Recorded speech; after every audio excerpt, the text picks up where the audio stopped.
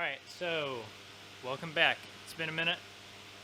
Couple things. We're going to talk about the sandblaster that I got like 5 weeks ago and some of the mods, but quick update related to knife stuff. I sold the first one last Friday, Thursday, Saturday? Last week sometime. That went pretty good. Sold it to a gentleman in the UK. Had a couple issues, but getting them resolved. Nothing ever goes smoothly, and yeah, I figured if I never released it, then you can't release a perfect product that doesn't exist. So yeah, so that's what I've been doing. So pretty exciting that I finally sold the first one. That was the first public one. It was number 4. So I'm working on 5 right now, and there's a couple things that I'm working on that were changed because of the sale from 5 or 4. And some comments basically. So I'm working on a couple updates. I actually don't think 5 will get the new, what I'm working on, but definitely in the future it will. So you'll probably see that in the future.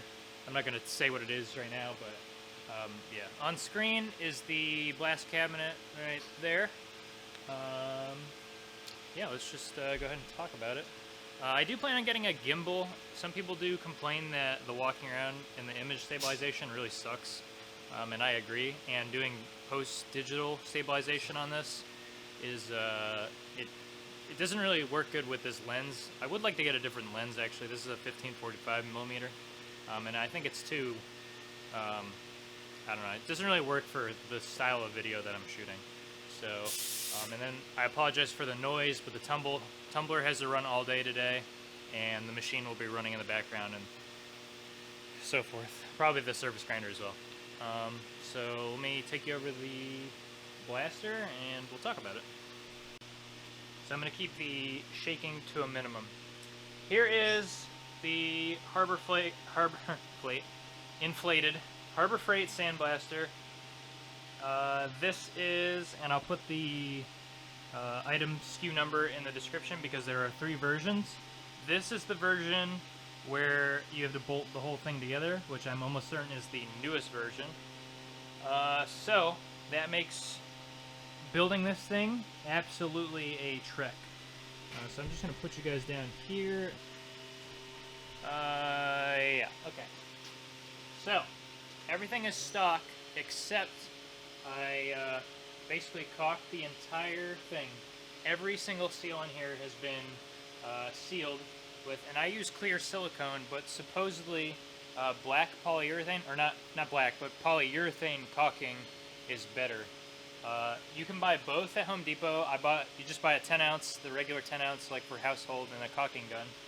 And as I'm installing it, I did all the seams on the inside and the outside. I think that's super important.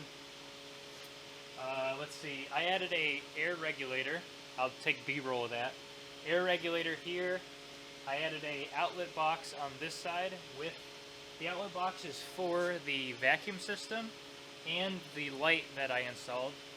And pro tip, when you go to do the outlet, I highly recommend doing either like a 4-post outlet and a switch, or a 2 and then a switch.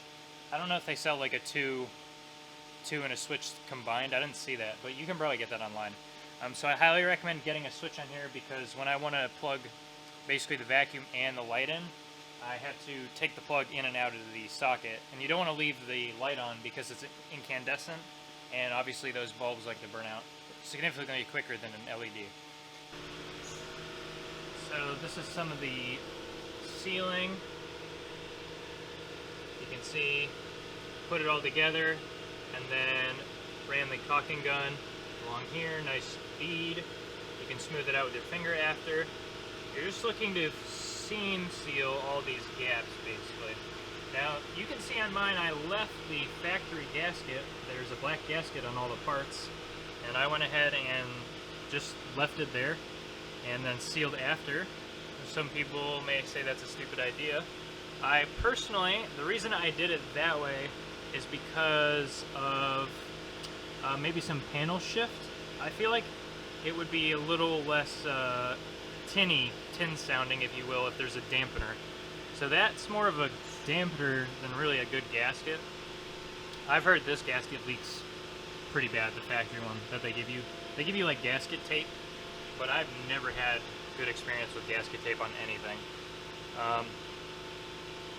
So yeah, basically seal all the seams. I sealed the front, and let's see, back here, here's inside the cabinet.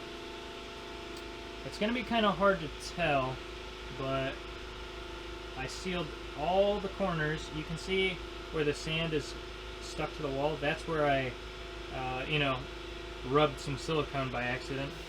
That's the light that I'm running.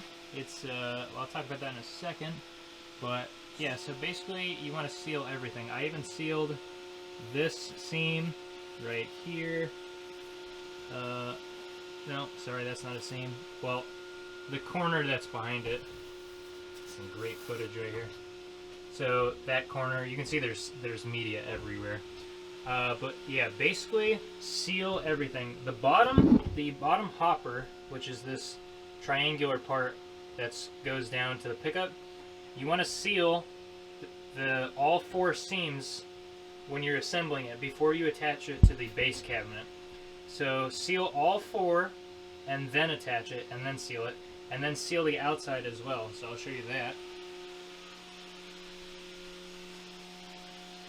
So here's the outside of the hopper, and the hopper is not that fun to install because it's 4 thin pieces of sheet metal that you had to bolt together. So you can see there's sealant on the entire thing, and you can see I left the factory gasket. Basically, if there's an entry or exit point into the blaster, it needs to be sealed with something besides the vents, and I'll talk about those in 1 second. Yeah, so about the light. The light is an incandescent. The factory light that comes with this thing is horrendous. Absolutely horrendous. You can't see anything. It's an LED in a tube, and it uses clamps and it bolts on the inside, and it's just horrendous, really. The incandescent supposedly is a significantly better light for this application. I'm not sure why incandescent over LED, but maybe it's because of bulb change. And the one I went with, and I'll show you how bright it is. The one I went with is actually one you can buy in Harbor Freight for under $10. So you can see the light is significantly brighter than the factory one. If you've used one of these, you know what I'm talking about. But it is a huge improvement over the factory one. And if you're gonna install an incandescent, buy the Harbor Freight one. It's like the job site one. I can probably post a link to it. And I just drilled tapped some holes, and I used the extra hardware that comes with this, and I mounted it to the cabinet on the inside. Please be aware that the cord for this thing is incredibly short. And yeah, I basically, at one point, you have to take the cord apart and rerun the cord back through here because of basically size constraints. Remember, you're trying to seal this thing up, so you want as little air leakage as possible. So then I ran a grommet, but don't be afraid to take apart the light and just rerun wires. Just take a picture or something and just run them back to the same spot. It's pretty easy. Here's the outlet box. So the way this works is you have your power cord, which you can just take an extension cord and cut the end off, and then you're going to wire your cord into the bottom of your outlet box into the prongs like you would any household light. And I'm not going to tell you how to do that because I'm not an electrician, but there are plenty of videos on how to electrocute yourself. So go ahead and check some of those out. Then, of course, we have our power to the vacuum and power to the light that then goes in the cabinet. Like I said, a switch would have been nice because I could have just left it plugged in and it just flipped the switch on and off. The vacuum system. So the way the vacuum system works is this. When you're sandblasting, a pickup tube picks media up with air pressure from the bottom of the hopper all the way down there and sucks it up into the gun and then throws it out, and then it's recycled constantly. Now, it's not the best system, there are upgrades, but that's what it does. It uses air pressure to create a venturi, I think, and sucks it into the nozzle, basically. Well, during that entire process, there is a lot of dust that flies in your vision. And the problem with the dust flying in your vision is you can't see anything, and having a really bright light causes the dust to reflect in the air, basically. And not to mention the fact that if you have a leak, all that silica from the glass, and I'm using glass media, will actually kind of float into the workshop, and it's incredibly bad for your lungs. So yeah, so the way the dust system works is you have a vacuum, and then you have a thing called a dust cyclone, and this is how it works. The vacuum is hooked to the dust cyclone, and the dust cyclone is then hooked to, and I'll show you. Sorry. It's hooked to the back here via this adapter I made. And then you can see the adapter is sealed up all nice, 3D printed, nice adapter. And so what that does is as you're blasting, the cyclone is actually sucking air through here and sucking all that excess media that's floating up into this baffle. And the nice thing about the baffle is it gives it a chance for the media to actually fall down and kind of, what's the word? It cleans up the air, and then you can actually take the media back out of the dust cyclone bucket and put it back into the hopper. Now the reason you want the dust cyclone is because it's going to force all that dust to fall into your bucket as opposed to go into your vacuum filter. And because the particulate from the glass is so fine, it'll actually mess the vacuum up, the motor up very quickly, because typically the vacuum filters can't filter that great, or don't filter that micron level. I think might be talking out of my you-know-what, but basically the dust cyclone just makes cleanup really easy and keeps your vacuum clean. Now, as far as vacuum sizes go, you do not need a big vacuum. This is a small, rigid I got from Home Depot. They were having like a Black Friday sale, $50 I think with accessories. So you can run a smaller vacuum than this. You do not need a tremendously large vacuum. You're just trying to pull positive pressure. You're just trying to create vacuum in here, so I guess that's positive pressure here, I think. I don't know. And then finally, all part of this system is Harbor Freight from the factory wants you to use this side vent as a filtration, that's where they want you to actually suck media out. Now the problem with this is it's right up against the side of the entire enclosure, so there's a very high likelihood that you will suck a tremendous amount of media out this hole because of its location. It's right in the blasting zone, and that's garbage. So what a lot of people do, and obviously I followed along, is they will create a baffle inside, and I have a 3D printed baffle, and that allows air to be sucked in through here, and that gives you your, basically, you're creating vacuum, and this is, sucking in air, fresh air, and I don't really know, but it works good. So make sure to seal this up, silicone. I sealed this 3D printed part, the baffle, in with silicone, and I'll show you some footage of that.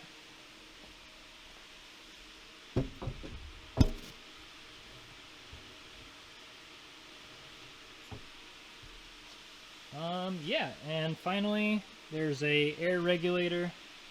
It's nice to have a regulator, so I just went with a 90, and then I just bought a cheap regulator on Amazon. I have a link for it in the description. Not bad, does what it's supposed to. I'm running 3/8 NPT fittings, but it's going into 1/4 inch fittings, so you're not really gaining anything in that way. Yeah, you definitely want to have regulator at the cabinet though. That just, you can adjust for different types of media. This is the glass bead I'm using. Harbor Freight, like I said. You actually don't need that much. That's 25 pounds, and that's, I've only used, I think, 1/4 of that is sitting in the hopper. Yeah. You can see glass is falling here. That's what the glass looks like. It's not sharp, actually. Like, I had this thought that maybe the media would like, what's the word, like you know, like actually cut you because it's glass. It's so fine that it's not going to hurt you. Just your lungs. Those aren't important though. So when you open the door, like the dust will sit on here and then it'll fall down. So that's kind of a negative. And then another thing about running silicone for your sealant is it likes to stick, and supposedly the silicone will break down over time. So please go ahead and just use polyurethane. A couple other things. The factory gloves are not actually bad. I have no idea why people complain about the gloves. I have decently sized hands, and they fit good. So you really just want to run them and see. If you don't like them, then there's plenty of upgrade options. But I went as cheap, basically, as possible to get a really nice running system. It's not the cheapest, if you will, but it is. It runs really well, and I'll show you some footage. I have some titanium blast. Let's see. There are a couple other things I'm probably forgetting, but important on the latch. The bolts are slotted into the latch plate, and so what happens is you want a nice tight seal on your door. Obviously, that's the biggest seal that opens and closes. So you can see mine's really tight, and then it seals very good. So when you're doing this, go ahead and Loctite these two bolts and make sure they're nice and tight, because it's a bolt and a nut, and they will slide back and forth over time, and you will lose your gasket pressure, or your door holding pressure against that gasket, if you will. So that's something to keep in mind. You want it nice and tight, and especially people get lazy, they'll fling it open like this, and that's really rough on bolts, if you will, like as far as tightness goes. So the Loctite will just help it stay in place. Blue Loctite, purple Loctite, no red, obviously. What else? The bottom cabinet, the shelf is stupid. I don't understand what the shelf is for. I understand, well, actually, it is for rigidity between the legs, so to create a nice, stable point for the legs. But the thing is, what they could have done is incorporated it into the bottom here and had it bolt in, because there's no support, actually, for this thing, and it's very thin. It's probably like 70 thou walled sheet metal. I'm not sure what gauge that is, like 14 or something, 16 maybe. Maybe that's 18. So it's thin, and you can't put anything on it. It's not rated to hold anything, so it's really kind of a waste of something that could have been fantastic. Yeah, what else? I think that's it for now. If there's anything I'm forgetting, I will talk about it. And let's show you some actual blasting footage and wrap up. Alright. So, here's what we're blasting. This is a tumbled top handle. Done. Just needs to be blasted. Here's a tumbled back handle. Needs to be blasted. So you can see I got them on these plates. These are fixture plates that didn't work, so they work perfectly for this because it protects the important backside features that I don't care to blast, and only exposes the front, so that's good. And we have the dowel pin just to protect that bore. And then we're also going to blast this blade. This is going to get blasted, so you can see maybe there's some, yeah, there you go. See these lines here? Could probably blast those out, which is the nice thing about blasting. Get rid of some of this machining marks, if you will. They're not bad. They just don't look appealing, or they're not nice to the eyes, I guess. So that's kind of a good thing to have the blaster. So this thing's really loud, so I'm just gonna probably do voiceover if I need to talk about something, but I'll show you how it works.